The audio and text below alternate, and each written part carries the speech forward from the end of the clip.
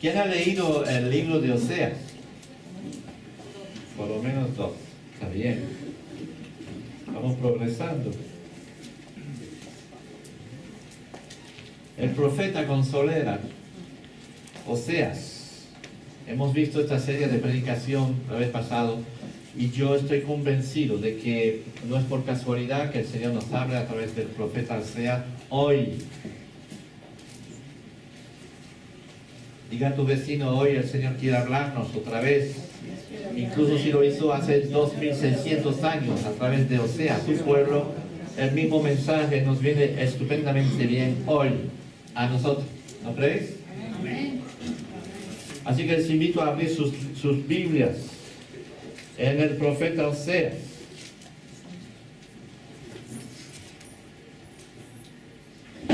Y yo he vuelto a leer este pasaje. Yo digo que realmente, yo no sé si sois así, pero la primera vez que lo leí, de verdad que tuve que rascarme la cabeza. ¿Qué quiere decir todo eso? A veces son complicados, ¿verdad? Los profetas, o nos meten en una atmósfera muy complicada. Y si leemos el capítulo 2, este amor de Jehová hacia su pueblo infiel, dice como título, pero después leemos eso y nos cuesta entender realmente lo que pasa ahí, cuál es la situación. Y sin embargo, cuando nos paramos y empezamos a meditar, empezamos a decir, Señor, por tu Espíritu Santo, enséñame lo que quiere decir eso, de repente es como una fotografía. Yo no sé si ustedes han hecho fotografía antiguamente, hace muchos años atrás. Tenemos que coger una cubeta así, ponerles líquido y poner un papel dentro, ¿verdad? Teníamos que exponerla a la luz, antes, primero, después lo poníamos. Yo me acuerdo cuando hacía eso y de pronto se revelaba la fotografía y se la veía de repente aparecer poco a poco en el papel y uno se quedaba maravillado, parecía un milagro, ¿no? De repente un papel blanco, de repente ¡wow! Veía la fotografía aparecer. Ese era un buen viejo tiempo hacia atrás. Ahora mandamos WhatsApp y ya con la fotografía color todo estupendamente bien. Y entendemos esto, pero es increíble, ¿verdad? Y está, pues a veces cuando ves la Biblia, pues parece como papel blanco, ¿no es así? Lees todo y parece que es como si fuera un papel blanco. Pero si empiezas a meditar y le pides al Espíritu Santo que te guíe, de repente vienes y aparece la imagen. Aparece el mensaje que quiere Dios decirte a ti. ¿Sí? ¿Me oyes? Sí. Está bien.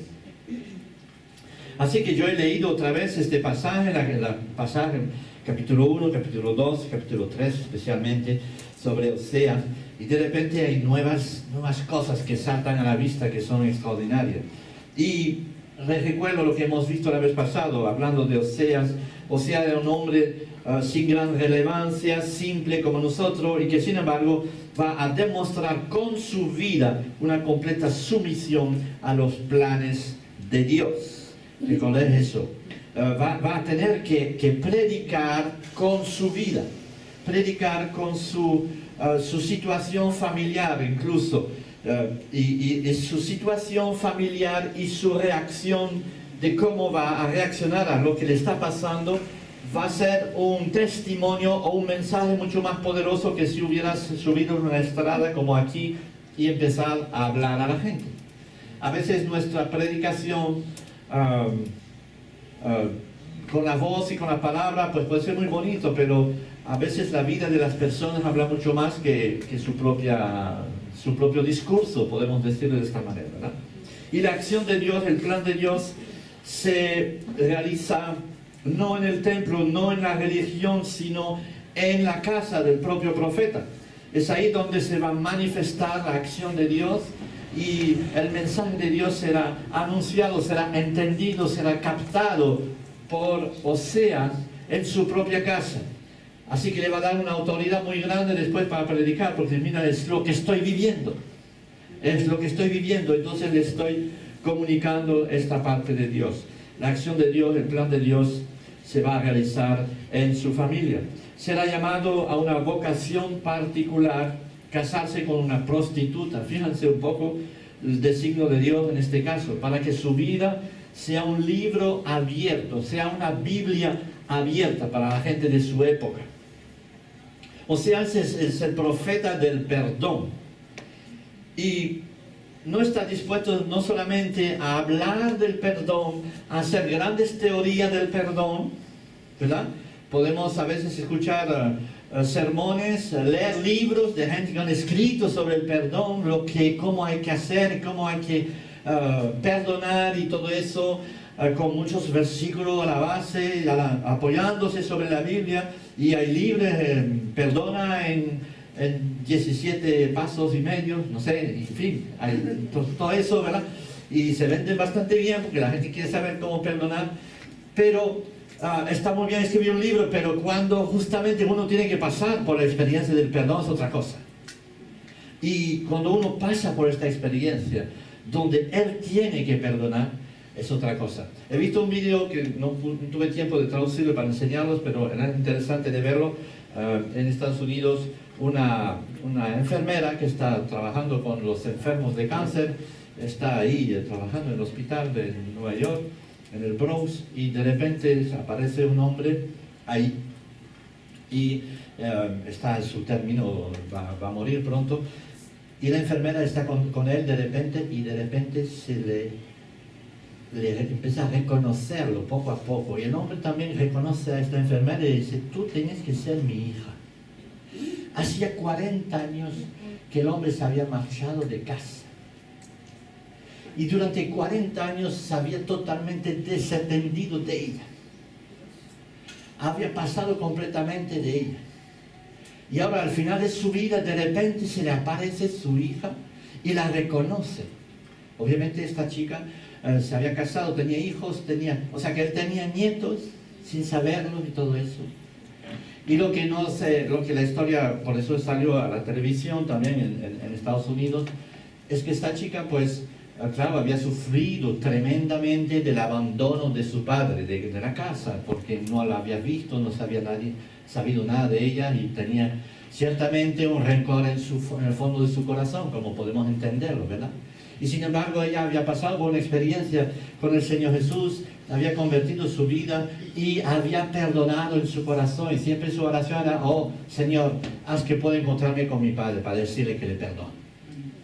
Y justo en este momento, cuando su padre está medio moribundo en la cama, aparece ella como enfermera, y va a poder pasar un mes o dos con él antes que se muera, para realmente estar en su compañía. Y eso llamó tanto la atención que pasó a la televisión, que fue entrevistada por la televisión, y al final de la entrevista dice: yo he podido perdonar porque Cristo me ha perdonado. Y entonces ha derramado a la vez todo cariñosa con su padre, y su padre también, naturalmente está moribundo, pero algo ha cambiado también en su corazón, porque el perdón también bendice, ¿no creéis? Y entonces es eso, ¿no? Haber pasado por esa experiencia de tener que perdonar de verdad, hasta el fondo de las cosas. Después, cuando uno perdona de esta manera, sí tiene autoridad para hablar del perdón, ¿no creéis? Sí tiene autoridad para hablar del perdón. Y Osea va a tener autoridad para hablar de matrimonio, para hablar de fidelidad, para hablar de perdón, para enseñar muchas cosas a este pueblo que se había pervertido, porque en su casa lo ha vivido y sabe de qué está hablando. Y lo que le piden a Dios de hacer está fuera de los cánones de la Biblia.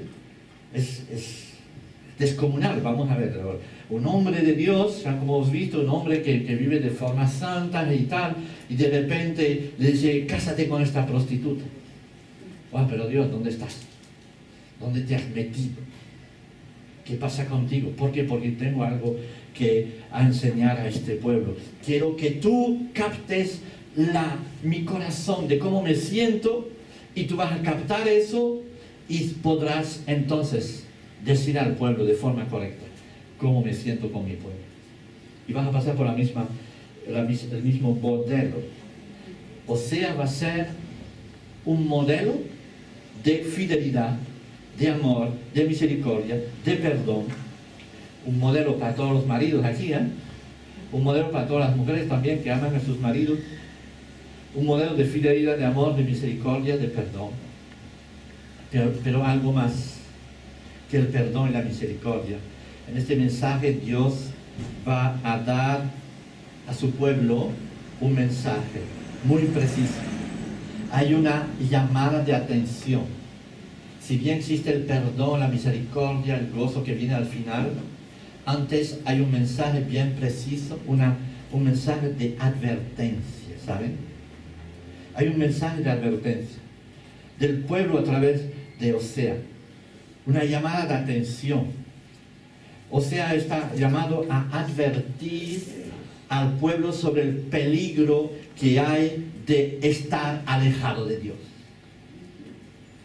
A veces nosotros tenemos la visión de un Dios tan complaciente y tan bueno que dice, bueno, yo hago lo que quiero y yo después vuelvo a Dios y tranquilo. Él me recibirá con sus brazos de amor. ¿No penséis que Dios es justo también? Y Dios no es a tomar en broma. Y Dios lo que va a decir a Osea también, dice, mira, primero le vas a decir a este pueblo que lo que está haciendo está muy mal. Está muy equivocado. Y eso lo vamos a ver a través de la lectura hoy. Vamos a volver a leer del 1 al 11 el pasaje así. Bueno, les invito que si no tienen Biblia lo pueden ver ahí, pero sería mejor tenerlo en vuestras Biblias, ¿verdad? Ahora sois mayorcito y sabéis cómo se abre en la Biblia y dónde se encuentra, ¿vale? Así que mejor la seguís ahí. Y dice así, palabra del Señor que vino a Osea, hijo de Berri, en días de Usías, Jotam, Acab y Ezequías, rey de Judá, y en días de Jeroboam, hijo de Joás, rey de Israel. Cuando por primera vez el Señor habló por medio de Oseas, el Señor le dijo, anda, toma para ti una mujer ramera y engendra hijos de prostitución, porque la tierra se prostituye gravemente, abandonando al Señor. Fue pues y tomó a Gomer, hija de Diblaim, y ella concibió y le dio a luz un hijo. Y después,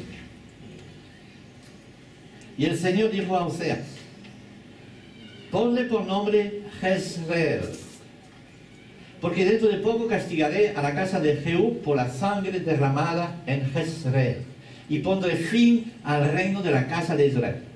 Y sucederá que en aquel día quebraré el arco de Israel en el valle de Jezreel. Ella concibió otra vez y dio a luz una hija. Y el Señor le dijo, ponle por nombre Lo-Ruama. Suena bonito, ¿verdad? Lo-Ruama. Sin embargo, tiene que decir algo bastante feo. Dice, porque ya no me compadeceré de la casa de Israel, pues no los perdonaré jamás. Y después, y dice, pero me compadeceré de la casa de Judá y los salvaré por el Señor su Dios, y no los salvaré con arco, ni con espada, ni con batalla, ni con caballo, ni jinete. Después de haber destetado a Lo-Ruama, ella concibió y dio a luz a un hijo. Y el Señor dile, ponle por nombre Lo-Ammi, porque vosotros no sois mi pueblo y yo no soy vuestro Dios. Es interesante el estudio de los nombres en la Biblia, porque los nombres siempre tienen un significado poderoso. Cuando empezamos a descubrir qué significa cada nombre, entendemos mejor el texto y entendemos por qué Dios ha dicho a Osea que llamara a sus hijos de esta manera. El efecto, y justamente lo que tenemos que entender a través de ese pasaje, es el efecto del pecado en nuestras vidas. ¿Qué es lo que ocurre cuando nos apartamos de Dios? Cuando como cristianos nos enfriamos y vamos apartándonos del Señor. El efecto del pecado sobre Dios y sobre nosotros. Después tenemos el compromiso y la pasión de Dios hacia nosotros. ¿Pasa? ¿Sí? El compromiso y la pasión de Dios hacia nosotros. ¿Sí, salta? Dice, el efecto del pecado sobre Dios y sobre nosotros, veremos eso, el compromiso y la pasión de Dios hacia nosotros. También a través de ese pasaje veremos la esperanza que nos abre una puerta, cual sea la puerta o el fracaso. Y después el alcance del perdón y lo que hace que podemos entrar en él. Así que la situación, les recuerdo, la situación, así nos describe Osea al comienzo, ¿no? Habla de los reyes que están ahí en Israel y Jeroboam que está... ¿cómo se llamaba? Ya no me acuerdo, que está liderando el sur. Sabéis que Israel estaba dividido en dos partes, los reinados del norte y el reinado del sur. Y esta situación todavía, pues, es un tiempo donde Parece que todo va bien, que todo el mundo está disfrutando de la vida y está apartado por completo de Dios. Pero viene el enemigo ya a la puerta y se está acercando. Es una situación donde los profetas tienen que avisar, advertir, anunciar el juicio de Dios sobre este pueblo que se ha alejado. Así que la situación y la historia del pueblo de Israel está en su peor momento. Hay una división entre el rey del norte y el sur, entre Israel y Judá, que se pelean entre sí muchas veces y están en ambas partes alejadas de Dios. 2600 años más tarde, es decir, hoy en día, encontramos a un pueblo de Dios igualmente fraccionado, dividido, en muchos casos con líderes que declaran que ellos son los únicos que detienen la verdad. ¿Habéis oído eso? Sí. Y que para ellos es necesario alejarse de los demás. Y tenemos una actitud a veces en nuestras propias iglesias evangélicas de cerrarse sobre nosotros mismos y no tener contacto con los demás, de apartarnos de los demás porque ellos no piensan como nosotros y podría ser peligroso estar en contacto con ellos. Es tremendamente desastroso.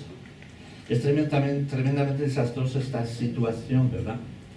Pero Dios, ¿saben? Dios se regocija, y yo también, cuando veo pastores, iglesias cristianas que quieren unirse, tener un mismo amor los unos por los otros. Y cuando esto ocurra, es absolutamente magnífico, ¿no creéis? Y grupos diversos que tienen la palabra de Dios como fundamento, a Jesucristo como Señor y Salvador, y que han elegido no juzgar a los demás por su manera de pensar diferente. Espero que somos uno de ellos, ¿verdad? Que no juzgamos a los demás porque piensan de manera diferente, que podemos respetar estas diferencias, pero unirnos en un mismo espíritu para anunciar la buena noticia. Pronto tendremos el encuentro de alabanza y ojalá será un reflejo de ello, ¿verdad? Y que podamos realmente ser una iglesia así, nosotros, fundado en la palabra, teniendo al Señor Jesús como Salvador y Señor de nuestras vidas, pero también con el espíritu de convivencia con todos los demás. Hemos visto el domingo pasado justamente la situación del pueblo de Israel, que estaba todo lo contrario, dividido entre sí, un pueblo de Dios dividido, un pueblo que no escucha a los verdaderos profetas y que busca voces más bien que anuncian el favor de Dios. La gente iba detrás de los profetas que anunciaban la prosperidad, que todo iba a ir bien, que no se preocupen, que Dios está con nosotros, que Dios les bendice, y que etcétera, etcétera, etcétera. Entonces todo el mundo iba corriendo detrás. Y cuando venía un profeta que le decía, señores, estáis muy lejos de Dios, estáis equivocados, entonces lo encerraban, le tapaban la boca y no querían saber nada de él. Y los verdaderos profetas, los que realmente hablaban de parte de Dios, a estos se les rechazaba, se les maltrataba. Y nosotros esta mañana, 2000 años, 2600 años, pasa un poco lo mismo.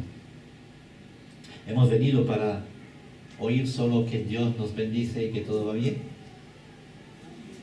Hemos venido aquí esta mañana solamente para que nos echen un poquito de ánimo en nuestras vidas, un poco desgraciadas, tratando de animar a la gente.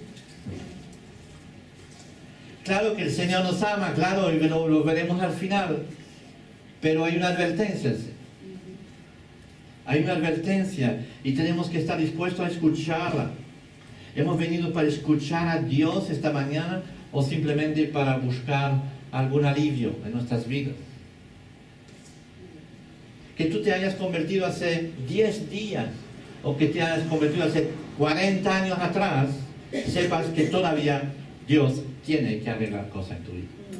Y yo lo tengo que decir para mí mismo. Todavía Dios tiene cosas que arreglar. No he llegado al final.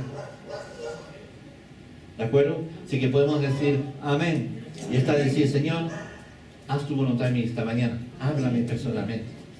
Examíname, oh Dios, dice el coro, dice también el Salmo. Examíname, oh Dios, y escudriña mi corazón.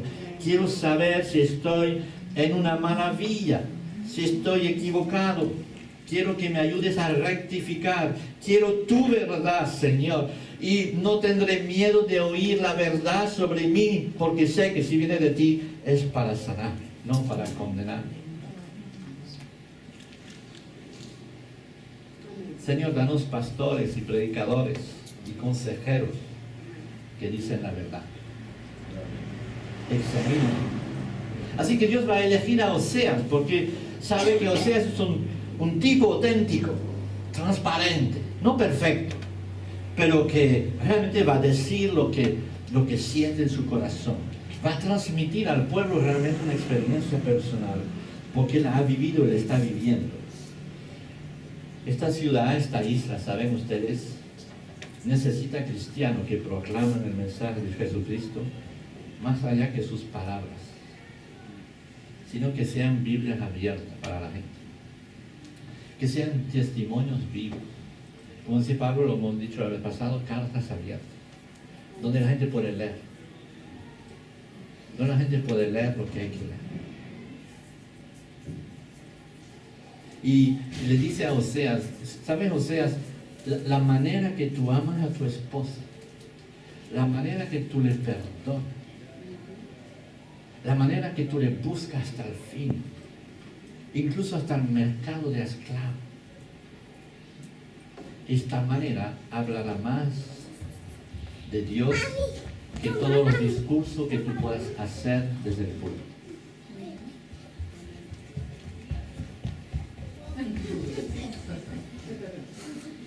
Pasa un ángel. Pero no nos distraigamos. Osea tenía autoridad para hablar al pueblo. ¿Y por qué tenía esta autoridad? Porque justamente tenía un ejemplo vivido en su propia vida. Muchos quieren hablar de Jesús, ayudar a otros, ser predicadores, ser guías. Ay, me gustaría mucho ser consejero matrimonial. Es un poco la moda eso, ¿no? Ah, quiero ser consejero matrimonial. Mientras tienen contradicciones fundamentales en sus propias vidas personales. ¿Qué pueden decir entonces? Es verdad, ¿no? Oh, no quiero desanimar a nadie en esta mañana, cuidado, ¿eh? No quiero desanimar a nadie. Y los que se sienten a ello, pues entendemos que cuando el Señor nos llama a un servicio, no tenemos que rehusarlo diciendo, bueno, yo no soy capaz. Sí, tenemos que obedecer a Él, pero también tenemos que ponernos delante del Señor y decir, Señor, examíname primero. Señor, examíname primero. Haz tu obra, Señor, primero en mi vida. ¿Saben? En el tiempo de Osea había un problema número uno. Era que la gente vivía en prosperidad y pensaba que sus pecados no tenían consecuencias. Que la paciencia de Dios era sin límite y que el pecado del pueblo no tendría consecuencia ninguna. Es para ponerles en guardia sobre esta situación de mentira, sobre esta mentira que está viviendo el pueblo de Dios en este momento que Dios va a llamar a Osea. Y por eso dice, toma para ti una mujer ramera. Con esta experiencia entenderás quién soy. Entenderás la gravedad del pecado de Israel que se alejó de mí, que es igual que esta prostituta. Y las consecuencias acerca del pecado y la vida de la gente. Entenderás que yo, Dios, no solo soy creador, soy el Señor, soy el Rey, pero Dios, yo soy como un esposo fiel, que ama, pero que sufre de ver a su esposa marcharse con otro. Y eso lo vas a experimentar, Osea. ¿Puedes imaginar el tiempo de noviazgo? Donde Osea se ponía todo nervioso con su novia, le tocaba la mano y de repente... ¿No les ha pasado eso nunca? Pobres sois. Yo me acuerdo de este tiempo, está extraordinario, ¿no? Uno hacía cada locura. El estado de enamoramiento, de enamorado. Y es para reírse de ellos, ¿no? De los enamorados. Pero es tan bonito. ¿Qué importa lo que piensen de nosotros cuando estamos enamorados? ¿Ver? Y nos ponemos nerviosos y todo eso. Y puedes imaginar a Osea con esta señora, esta chica ahí, todo contento y lo tal. Y le manda flores y dice, ay, va a funcionar. Verás que el Señor es poderoso. El Señor me ha llamado una cosa, y eso va a ir sobre ruedas. El Señor estará en medio de nosotros, va a funcionar. claro que sí. Entonces, y entonces se compromete con ella. Se compromete con ella. Es el momento donde pasa de este momento de noviazgo, de euforia, podemos decir, a un compromiso serio. Mira, yo te prometo, estaré contigo, te cuidaré en lo bueno y en lo malo, en la escasez o en la riqueza. Y en todos los momentos de mi vida te los voy a dedicar y alguna promesa contigo. Y la otra dice, bueno, yo también. Yo también. Y todo es bonito, todo es lindo, y todos levantan la copa y el champán y dicen que sean felices y que comen perdices. Y puedes imaginar después de un tiempo donde empieza a dudar y ve que su mujer está flirteando con otro, y después la ve que no viene por la noche, y después desaparece tiempo, y después dice que puedes imaginar el corazón de este océano destrozado. Es un tiempo horroroso. Osea significa salvación, lo hemos visto. Pasa a la otra. Osea significa salvación, liberación. Y Gomer, el nombre de su mujer, de Gamar significa consumir y consumirse hasta el fin. Es decir, un fracaso completo, entero, que se consume hasta el final. No sé, es la imagen perfecta de las personas sin Dios. De las personas que van a querer obtener cosas, que van a tener que buscar, que quieren dinero, situación, casa, poder, ligues y todo este tipo de cosas, negocios, y que solo piensan en eso para ellos mismos, ¿no? Y piensan que teniendo cosas van a ser mejor, cuando es todo lo contrario. Más acumulan sobre su propio yo, más se consuman y más se desparrama sus vidas. Y es exactamente el nombre de Gomer lo que significa, ¿no? Desparramar su vida, consumirla y sin fin. Es decir, que llega el momento donde se agota todo, como el hijo pródigo que se queda sin centavo, ¿verdad? Que se ha agotado todo lo que él tenía. Y eso es lo que pasa en la vida. Y eso significa el nombre de Gomer. Y los hijos de Gomer van a tener también un significativo muy preciso. Veamos, el primer hijo se llama Jezreel. Significa tiempo de enfriamiento espiritual, de división y esparcimiento. Eso significa esta palabra. Por eso le dijo Dios, vas a llamar a Jezreel tu primer hijo. Significa, representa a personas que hicieron un paso con Dios, pero que volvieron a sus ídolos. Y por eso en este pasaje nombra a Jehú. No sé si conocen la historia de Jehú. Probablemente que no. Yo me había olvidado un poco, pero tuve que buscar un poco. Y cuando encontramos a Jehú, lo encontramos en el segundo libro de Reyes, capítulo 10, versículo 31, donde vemos a un hombre que entró en casa de los israelitas y derrumbó literalmente los altares a los Baales, a los falsos dioses, y los quitó, los destruyó. Es en el tiempo de Elías, ¿no? Sabes que hizo un gran altar ahí, y los sacerdotes de Baal estaban ahí alrededor. Y Jehú, después de esta historia, hizo venir a todos los sacerdotes de Baal y los encerró en un templo de Baal, cerró las puertas y los mató todos. Quería lavar y limpiar de toda la idolatría, quería hacer esto. Y entonces podemos decir, wow, qué bien, que hizo bien eso. Sí, efectivamente, hizo lo que Dios quería hacer. Y lo hizo él ahí. Pero vemos al final, después, un poco más tarde, cuando leemos la palabra de Jehú, o sea, en Reyes capítulo 10, versículo 31, dice, Dios llamó a Jehú para que derrumbara a los ídolos del pueblo. Y lo hizo, dice el texto. Pero después se volvió a ellos. Pero Jehú no se cuidó de andar en la ley del Señor, Dios de Israel, con todo su corazón, ni se apartó de los pecados con que Jeroboam hizo pecar a Israel. Es la razón que la bendición de Dios se alejó de él. ¿Entendéis? Es que después de haber hecho todo eso, de haber hecho estos primeros pasos de cortar con el pecado, de repente volvió a ellos. Volvió a acariciar, volvió a inclinarse delante de los ídolos. ¿Entendéis? Por eso aquí cuando vemos la palabra Israel, es el tiempo donde la persona sí estaba en casa, pero empezó a marcharse, a enfriarse, a alejarse. Poco a poco se alejó. Y Dios le dice, tú vas a llamar a mi pueblo así, o vas a llamar a tu hijo así, que es una demostración de cómo es su pueblo, que se aleja de Dios y que pierde contacto con Dios poco a poco. Va a tener una segunda hija. Es una hija, se llama Lo Ruama. Significa tiempo, lugar donde ya no se encuentra la compasión de Dios. Llega un momento, es terrible eso, ¿verdad? Podemos ver, un tiempo donde la persona se aleja tanto de Dios. Hay un momento cuando el perdón y la gracia de Dios no le hace efecto en su vida. Se siente todos los domingos escuchando en el culto, pero le resbala por encima totalmente. No hay nada que le llegue. Está totalmente frío. Entiende que Dios le llama al arrepentimiento, pero se ha endurecido tanto que... Y sale de aquí olvidándose de todo.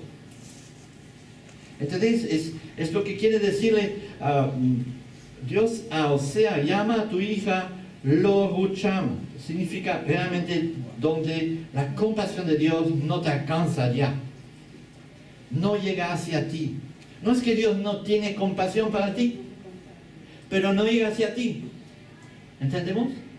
Y eso es muy, muy importante. Ya no responden a ella. Escuchan el mensaje, pero como que les resbala sobre sus corazones y se quedan fríos.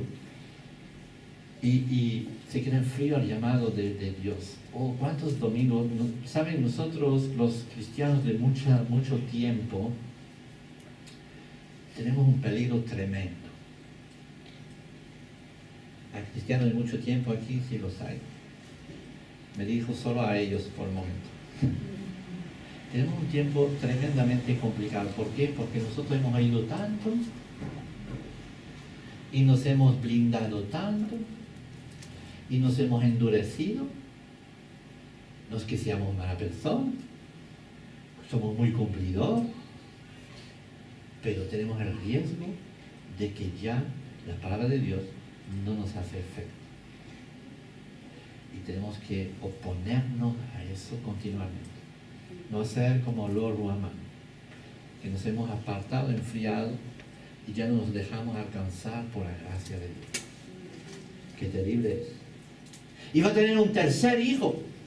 Y ese tercer hijo lo llamará Lo Amí. Tiempo, lugar donde Dios dice, no sois mío, no sois mi pueblo, no soy vuestro Dios. Qué sentencia más terrible. Algunos comentaristas dijeron probablemente que Dios le dijo eso a Osea, que llamara a Jesús tu hijo, porque probablemente su mujer se había alejado tanto de él y se había alejado tanto que probablemente el hijo que tenía no era de él mismo. Y como que se da cuenta de eso, y lo llamo así porque no es mi hijo ya. ¿Me entendéis? Qué terrible visión y qué terrible sentencia y sentimiento, ¿no? No solamente se alejó y se fue por ahí, pero ya tiene hijos con otros. ¡Wow! ¡Qué terrible! Es el momento del alejamiento completo. Ya no sois mío. Osea se dio cuenta de que no era suyo ya. Tú te dices cristiano, tú pretendes estar convertido, pero la realidad es todo lo contrario. Tu corazón está totalmente lejos de Dios. Hay pecados, ¿saben? Hay acciones a los cuales tú te has atado. Y Dios dice, esto no es mío, ¿sabes? No es que tú no eres mío, pero esto que haces no es mío. No es mío. Cuando nos alejamos de Dios, ¿saben? No es un alejamiento brusco del día a la mañana, lo dejo todo plantado y me voy. No, que va, es algo lento. Es algo que va siempre a más. Porque cuando rehusamos oír la voz de Dios, entonces nos endurecemos y vamos y nos apartamos. ¿Saben? Es terrible eso. Es como este barco, ¿conoce el Costa Concordia? Que se estalló ahí en Italia, ¿no? Lo vemos en las noticias, ¿no? Un barco estaba ahí, ahora lo han tratado de volver a poner de pie, ¿no? ¿Y sabéis lo que ha pasado? Parece ser que el chofer, el piloto, el capitán del barco, ¿no? Estaba ahí y cada vez que pasaban por ahí se trataba de acercarse más, un poco por chulería, ¿no? Y cuando pasaba, saludaba a todo el mundo, ¿qué tal, cómo está? ¿No? Y pasaba cerquita ahí del borde de las rocas, así, y tal. Y un día, pues pasó más cerca, pero estaba acompañado con una chica de 20 y pico años ahí al lado, que ni siquiera era nombrada como pasajera, y se pegaron una juerga ahí en la cabina, y quiso chulearse un poco más, y llegó ahí, tocó la roca, y el barco quedó muerto, y él se salvó saltando y se escapó además. Por cobardía, sí. Tenemos eso. Oseas es el libro de la advertencia hacia nosotros. No juegas con el pecado.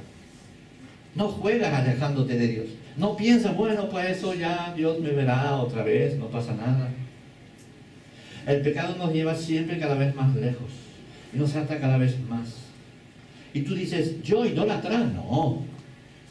Yo volver a los ídolos, que va, yo no tengo una estatua en mi casa donde estoy delante haciendo así. ¿Alguien la tiene aquí? ¿Saben? Hay distintos tipos de idolatría. Hay la idolatría de la creación. ¿Qué es? La idolatría de la creación es adorar lo que Dios ha creado. El sol, la luna y todo el mundo, pues, vemos las religiones antiguas que están, antiguas y también no tan antiguas, ¿no? Que están adorando las cosas que Dios ha hecho. Y o sea, cosas que Dios te ha dado y que han tomado el primer lugar en tu vida. Hay una forma de adorar la creación, es adorar las cosas que tú tienes, que Dios te ha dado, y de hacer dioses de estas cosas. ¿Entendemos? Y del momento que te son quitadas, dejas a Dios. Cuando las pierdes, dejas a Dios. Eso es una forma de idolatría. Tenemos la idolatría de la conceptualización. Significa, tú te haces una imagen, tú tienes un deseo, dices, yo seré presidente del gobierno, yo seré rico, o yo tendré un negocio, yo tendré tal, o sea, la tienes aquí, todavía no la tienes en verdad, pero la tienes tan metido en tu mente. O yo tendré esta novia, o este novio, lo tienes tan idealizado, lo tienes en tu mente, que haces un ídolo de esto. Es otra manera. Lo que Dios quiere saber es que nos sirvamos de las cosas para adorar a Dios. La idolatría es lo contrario. Nos sirvamos de Dios para adorar las cosas. ¿Habéis entendido? Nos sirvamos de las cosas para adorar a Dios. Por eso Dios nos da cosas, para que le demos gracias y que le pongamos en primer lugar. Si Dios te da un trabajo, no es para que adores tu trabajo y dejes a Dios. Hay tantos que son así, ¿verdad? Vienen aquí, piden oración por su trabajo, cuando lo tienen no lo vemos más. ¿Qué pasa? Es decir, Dios le da cosas, pero se olvidan de Dios después. O sea que adoran las cosas más que a Dios. Y lo contrario, Dios te quiere dar las cosas para que tú le adores a Él. Y la idolatría es eso.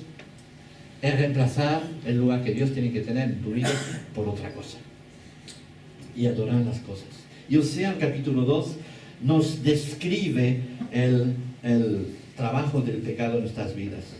Y este capítulo 2 realmente para mí es sorprendente de ver. No sé si lo tenemos aquí, si tenemos un par de textos aquí. Si leemos capítulo 2, tenemos un endurecimiento y ceguera terrible. Versículo 4, lo voy a leer. Dice, ni tendré misericordia de sus hijos, porque son hijos de prostitución.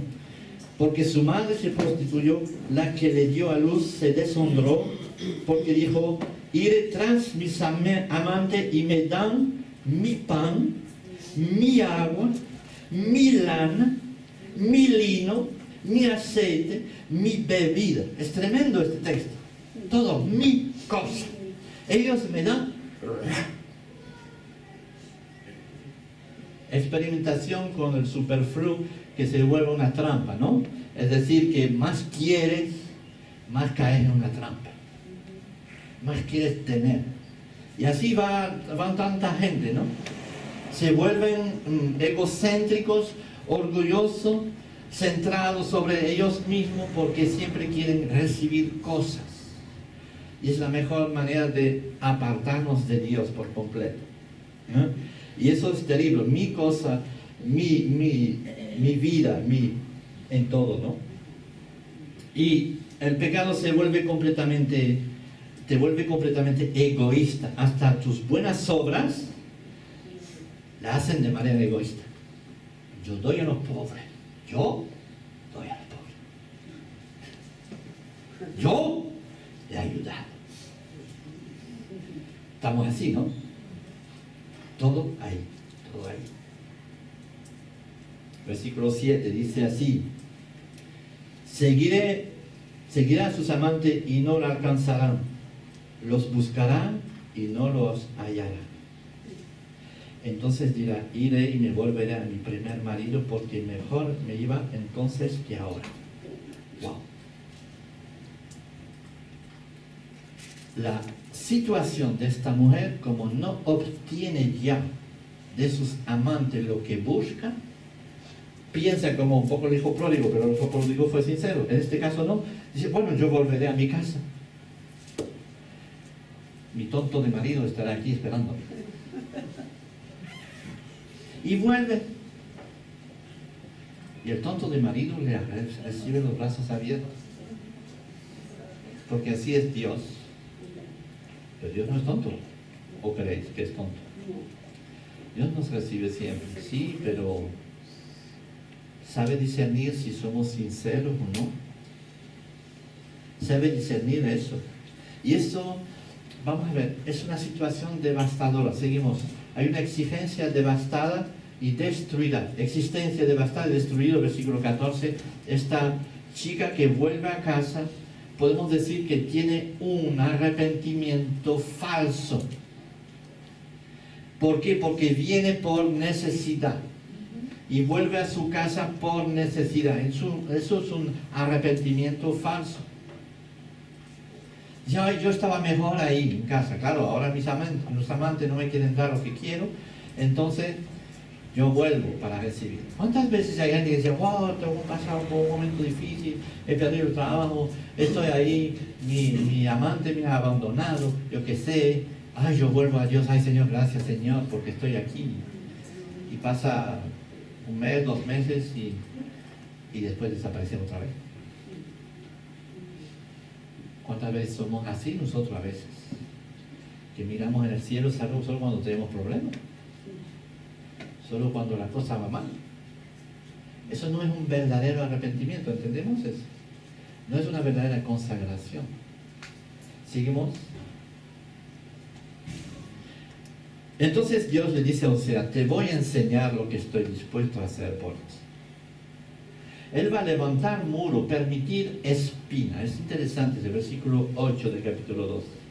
Dice, y ella no reconoció que yo le daba el trigo, el vino, el aceite y que le multipliqué la plata. Por tanto, yo volveré y tomaré mi trigo a su tiempo y mi vino a su sazón y quitaré mi lana, mi lino que había dado para cubrir su desnudez.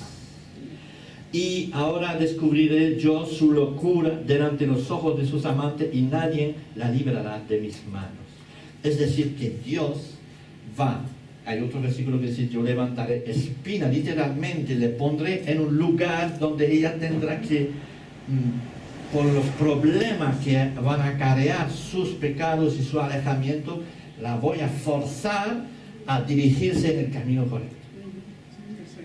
Levantar muros y espinas, dice literalmente el texto. Es decir, que Dios va a hacer pasar a esta mujer, que es el pueblo de Israel, por dificultades tremendas, por crisis tremendas, para que empiece a reflexionar.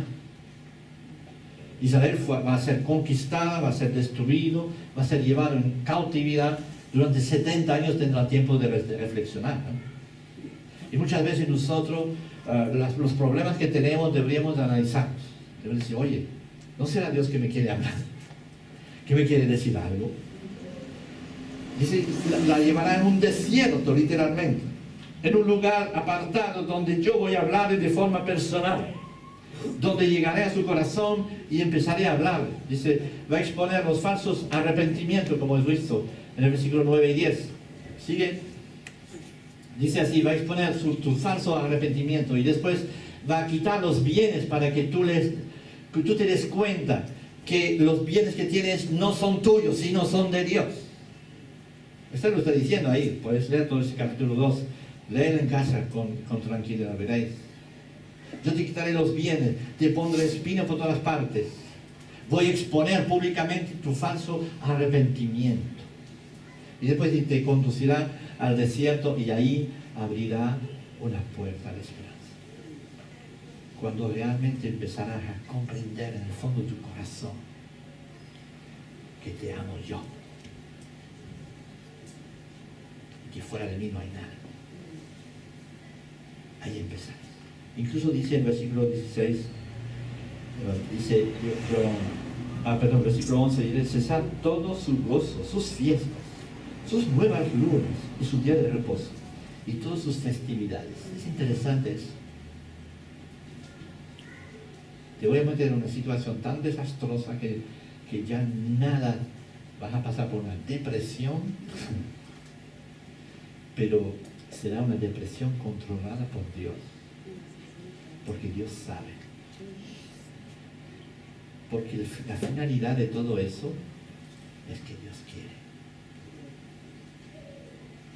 hacerte volver a los pies del Señor. Y para terminar tenemos una puerta de esperanza. Al final es interesante este capítulo 2. Dice, por tanto aquí, dice Dios, la seduciré. Cuando Dios nos va a seducir, es que va a transformar el fondo de nuestros corazones. Vamos a empezar a descubrir quién es, cómo es. La seduciré y la llevaré al desierto y le hablaré al corazón. Le daré sus viñas desde ahí. Y el valle de Acor por puerta de esperanza. Y ahí cantará como en los días de su juventud. Como el día en que subió de la tierra de Egipto. Qué promesa más extraordinaria. En este momento de desierto, el Dios te viene, te habla y te dice, yo volveré a darte la pureza de tu juventud. Te volveré a dar la viña, la alegría en tu corazón, porque te amo. ¿Sigue? Y sucederá que en aquel día yo responderé, declara el Señor. Responderé a los cielos y ellos responderán a la tierra y la tierra responderá al trigo, al mosto y al aceite. Entonces es una presentación de la bendición de Dios sobre una persona. Y ellos responderán a Jezreel. ¿Recordáis a Jezreel? Primer hijo que se había esparcido, que se había consumido, de repente cambia este nombre por la bendición de Dios que vuelve a reunir. La sembraré para mí en la tierra y tendré compasión de la que no recibió compasión. Lo ruamá, no compasión. Y ahora tendré compasión otra vez. Y después termina, y diré al que no era mi pueblo, ese lo a mí, tú eres mi pueblo. Qué extraordinario es esto. Qué extraordinario es esto. Oh Dios, eres extraordinario, eres maravilloso. Dios nos ama de tal manera que tiene previsto eso, pero nuestro arrepentimiento tiene que ser total y verdadero. Tenemos que abrir los ojos sobre nuestra circunstancia y nuestra situación. Lo a mí, no eres mi pueblo, pero te diré, sí, tú eres mi pueblo. Y vamos a terminar simplemente recordando este pasaje que dice aquí. Versículo 16 dice, en aquel tiempo, dice Jehová, me llamarás Ishi, y nunca más me llamarás Baali. ¿Qué significan estos dos nombres? Ishi significa mi marido, y Baali significa mi Señor. Ya no me llamarás mi Señor. Tu relación conmigo no será una relación de persona a Señor, sino que será una relación de marido hacia su esposa. Cuando Dios dice eso, realmente las cosas cambian. Jesús dijo a sus discípulos, ya no les llamo siervos, les llamaré amigos, hijos, familiares. Hay una diferencia, ¿verdad? Y Dios lo que quiere hacer con nosotros es eso, ¿sabe? Es extraordinario. Después está el versículo, el capítulo 3, que son 5 versículos que realmente son descomunales. Ya lo hemos leído la vez pasado. Y Dios se va a poner en acción con su pueblo. Y vemos que es una representación de Jesucristo también. Dice, me dijo otra vez, ve, ama a una mujer amada de su compañero, aunque adultera, como el amor de Jehová para con los hijos de Israel, los cuales miran a dioses ajenos y llaman tortas de pasas. La compré entonces para mí por 15 siclos de plata y un homer y medio de cebada. Y le dije, tú serás mía durante muchos días, no fornicarás, ni tomarás otro varón, lo mismo haré contigo. Eso es extraordinario. Dios ha decidido eso. Otra vez, manda a Osea para hacer esto. Y entendemos que Dios nos quiere decir que va a haber, para el pueblo de Israel, un tiempo donde alguien comprará al pueblo de Israel. Y estaría en Jesucristo en la cruz. Con su sangre nos ha comprado a nosotros. Ha pagado con su sangre. Algo terrible. Pero nos quiere sacar de la esclavitud. Nos quiere dar nuestra libertad. Quiere ser nuestro novio, nuestro esposo. Y por eso la Biblia termina sobre esta imagen maravillosa del encuentro de la esposa con el esposo. Y el Apocalipsis es el final donde termina por las bodas del Cordero. Todo se mantiene en la historia bíblica, tiene una cohesión desde el comienzo hasta el final. Y al final del Apocalipsis encontramos esta maravillosa imagen donde realmente serán las bodas del Cordero. Porque Dios nos ama hasta este punto que dio su vida por nosotros. ¿No es extraordinario eso? Hoy hemos visto una vez más la locura que cometemos cuando nos enfriamos, nos alejamos de Dios. Y es el caso para alguien hoy que vuelva corriendo a los pies del Señor.